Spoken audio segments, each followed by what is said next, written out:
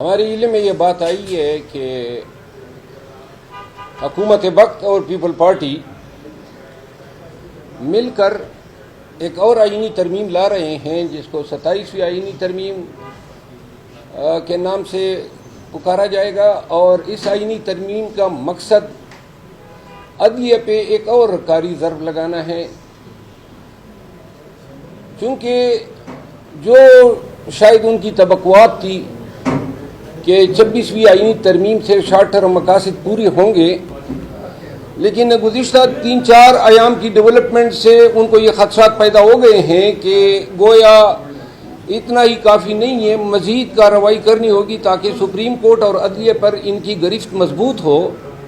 تو لہذا جو دو محترم جج صاحبان ان کی نظروں میں کٹک رہے ہیں، جسٹس منصور علی شاہ صاحب اور جسٹس منیب اختر صاحب، اب یہ کنسٹیٹیوشنل بینچ اس کا حصہ نہ بنے، اس حوالے سے اب یہ آئینی ترمیم کی کوشش کر رہے ہیں۔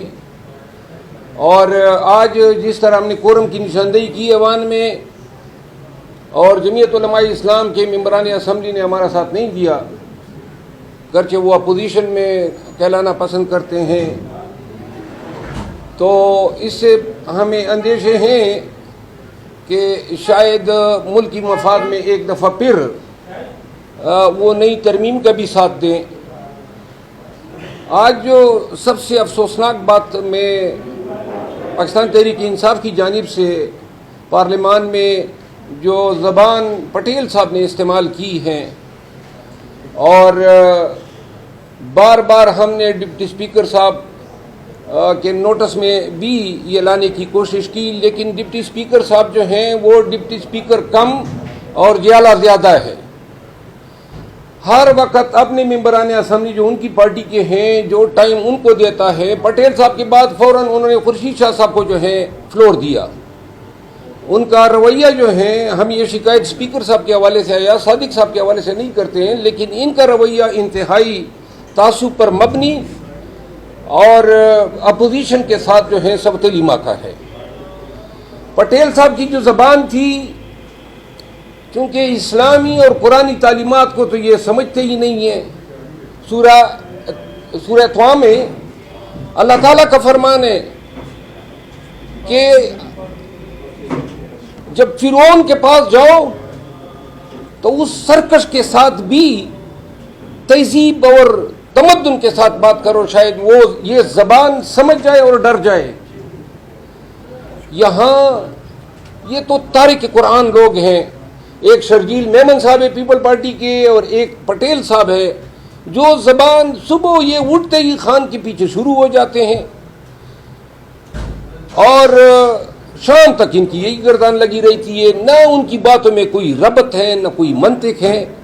آج پٹیل صاحب کیا کہہ رہا تھا کہ جی وہ 5 ممبران اسمبلی جو کہ آزاد تھے اور جنہوں نے ہم نے ووٹ دیا، اب ان کو شرم نہیں آتی ہے؟ یہ کوئی دلیل دینے کی بات ہے؟ آپ نے ممبران اسمبلی ہمارے اربوں پہ خریدے، اپنے ساتھ بٹھایا، اور اب یعنی ایوان میں آپ کہہ بھی رہے ہیں کہ وہ ضمیر کی آواز پہ گئے۔ پٹیل صاحب ماضی میں آپ پہ پارٹی کے بھی لوگ فلور کراسنگ کر چکے ہیں، آپ کی حکومتوں کو گرایا ہیں، کیا وہ بھی ضمیر کی آواز تھی؟ جس دور میں بھی ضمیر فروش لوٹے بنے ہیں، ہر دور میں یہ لوگ ملعون رہے، چاہے وہ کسی پارٹی کے ساتھ انہوں نے غداری کی ہو۔ 27ویں آئینی ترمیم کے لیے کوششیں شروع ہو چکی ہیں۔ پاکستانی عوام کو نظر رکھنی چاہیے، 26ویں آئینی ترمیم ہوئی، اللہ تعالیٰ نے ملک پہ کرم کیا۔ جو ان کی توقعات تھی کہ سپریم کورٹ فائز عیسیٰ کے نقش قدم پہ چلتی ہوئی وہی سلوک روا رکھے گی، شاید بدی نظر میں تو یہ نظر آ رہا ہے کہ وہ توقعات پوری نہیں ہو رہی ہے، اور اب ان شارٹ ٹرم آبجیکٹیوز کو حاصل کرنے کے لیے 27ویں آئینی ترمیم جو ہیں، باقی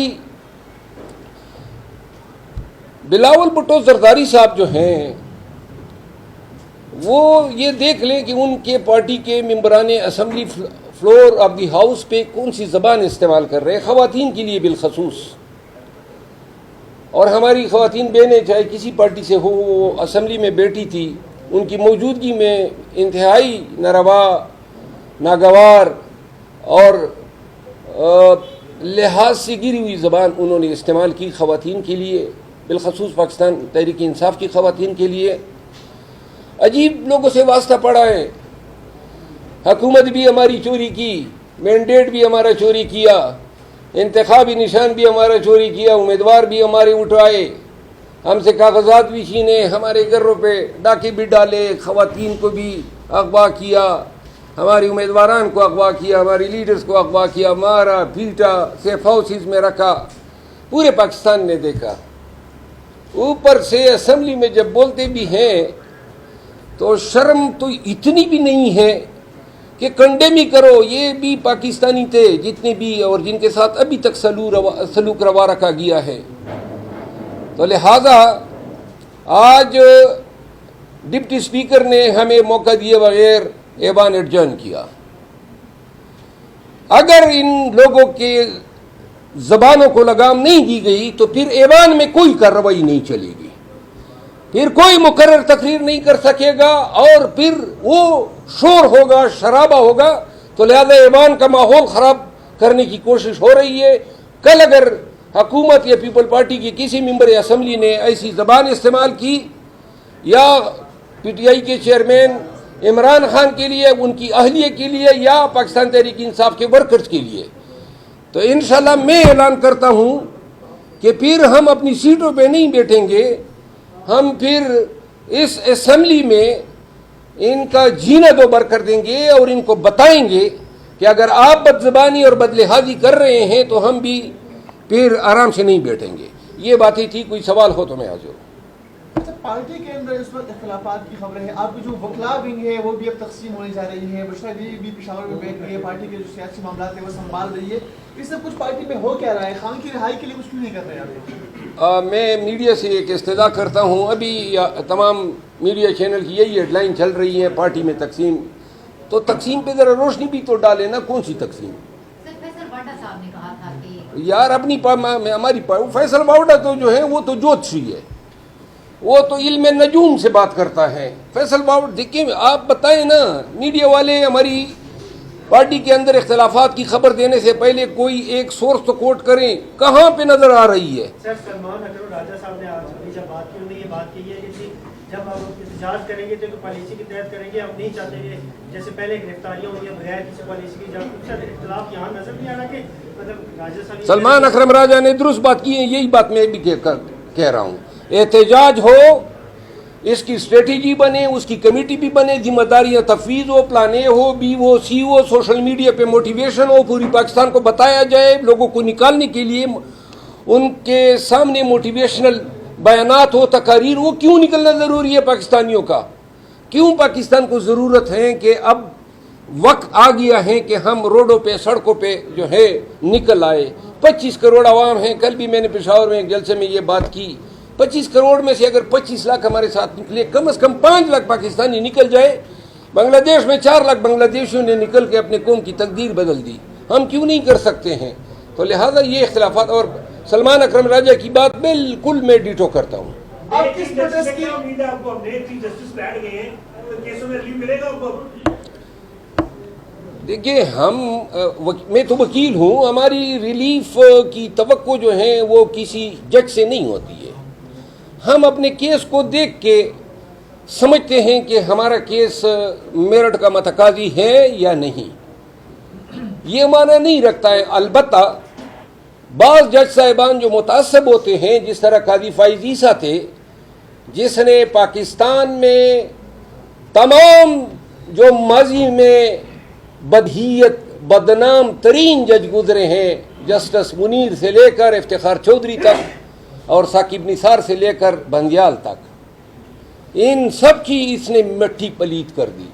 یہ عدلیہ کا جو تاثر اور سپریم کورٹ کا جو امیج اس دور میں بنا ہے، اور جو اپنے ادارے کے پیٹھ میں جو خنجر انہوں نے گونپا ہے، پاکستان کی تاریخ میں نہ ایسا چیف جسٹس پیدا ہوا ہے اور انشاءاللہ نہ پیدا ہوگا۔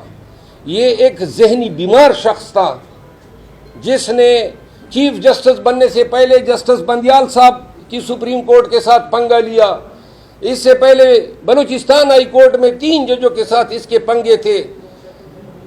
جب سپریم کورٹ میں آیا اور اس کے خلاف یہ ریفرنس دائر ہوا کہ بھائی یہ جو آپ نے اثاثے یو کے میں بنائے ہیں یہ پیسے وہاں پہنچے کس طرح، تو جناب چونکہ میں جج ہوں سپریم کورٹ کا تو یہ پوچھا ہی نہیں جا سکتا. یہ کیا بات ہوئی؟